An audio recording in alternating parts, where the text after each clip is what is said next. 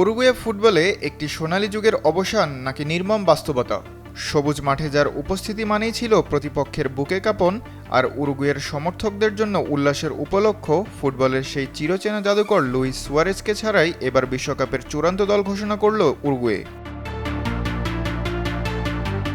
৩৯ বছর বয়সী এই সাবেক লিভারপুল স্ট্রাইকার শেষবারের মতো দেশের হয়ে বিশ্বমঞ্চে নামার স্বপ্ন দেখলেও কোচ মার্সেলো বিয়েলসা তার ২৬ সদস্যের স্কোয়াডে রাখেননি এই কিংবদন্তিকে। দেশের সর্বকালের সর্বোচ্চ গোলদাতাকে বাদ দিয়েই এবার নতুন এক মিশন শুরু করতে যাচ্ছে লা সেলেস্তারা। জাতীয় দলের জার্সি গায়ে ২০২৪ সাল থেকে মাঠে নামা হয়নি সুয়ারেজের, তবে ইন্টার মায়ামির হয়ে চলতি মৌসুমে দারুণ ফর্মে ছিলেন তিনি।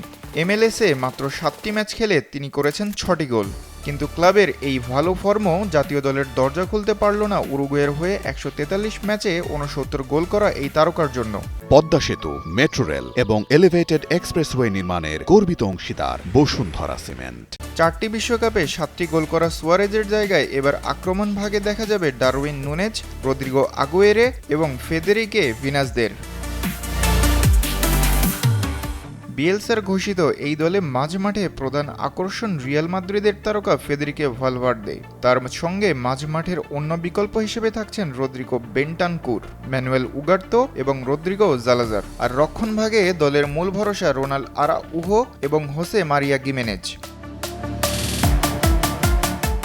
বিশ্বকাপে এবার এইচ গ্রুপে খেলবে উরুগুয়ে। আগামী ১৫ জুন মায়ামিতে সৌদি আরবের বিপক্ষে ম্যাচ দিয়ে শুরু হবে তাদের অভিযান। গ্রুপের বাকি দুই প্রতিপক্ষ কেপ ভার্দে এবং টুর্নামেন্টের অন্যতম ফেভারিট স্পেন। সুয়ারেজের বিদায়ী স্বপ্ন ভাঙার এই বিশ্বকাপে তরুণ উরুগুয়ে কতটা চমক দেখাতে পারে এখন সেটাই দেখার অপেক্ষা।